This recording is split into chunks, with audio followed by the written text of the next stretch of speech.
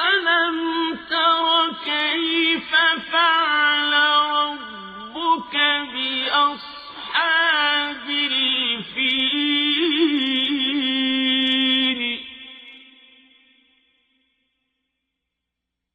ألم يجعل كيدهم في تضليل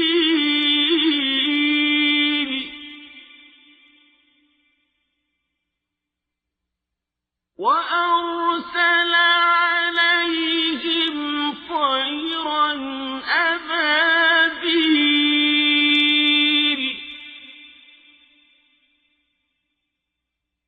ترميهم بحجارة من سجيل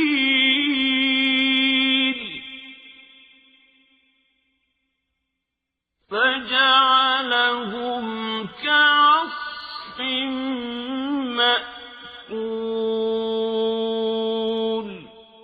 Sura Al-Fil, ang elepante. Sa ngalan ng ala ang mahabagin ang maawain.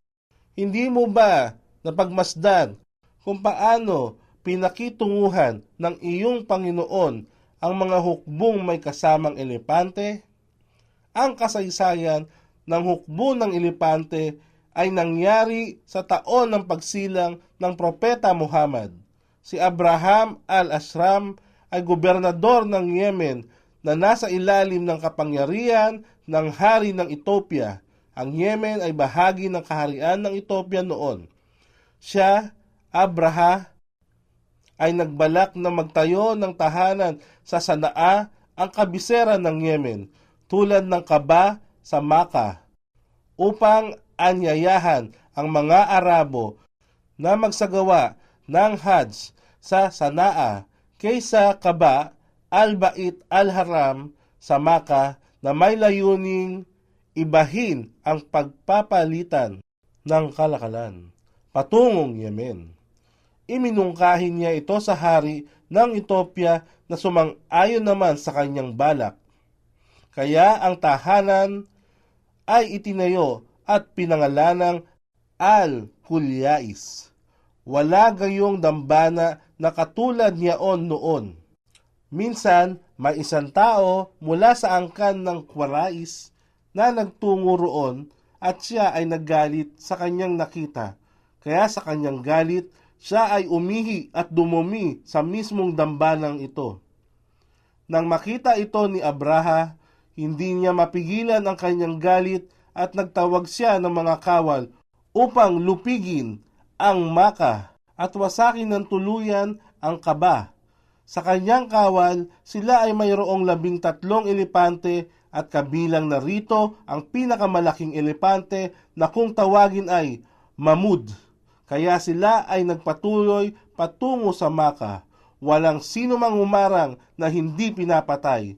Nang makarating sila sa karatig pook ng Makkah, sila ay nagkaroon ng kasunduan sa pagitan ni Abraha al-Ashram at pinuno ng Qarais, Abdul Muttalib bin Hashim, ang lolo ni Propeta Muhammad, na pagkasunduan na lahat ng kamelyo ni Abdul Muttalib ay ibabalik ni Abraha at pagkatapos magpapasya si Abraha kung ano ang gagawin niya tungkol sa Kaba.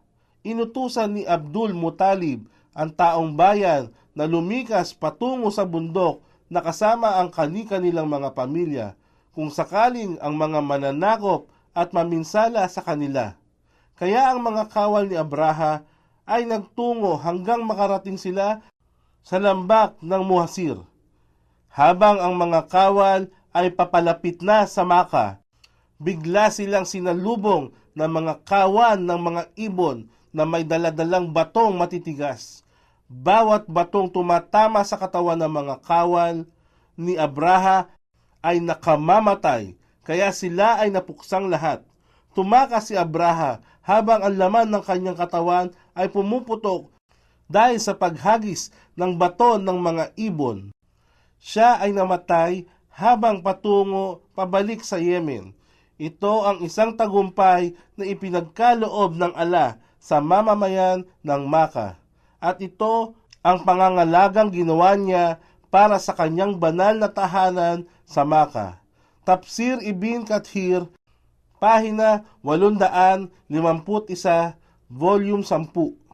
Hindi ba niya ginawang bigo ang kanilang masamang tangka upang wasakin ang kaba na naging sanhi ng kanilang pagpanaw?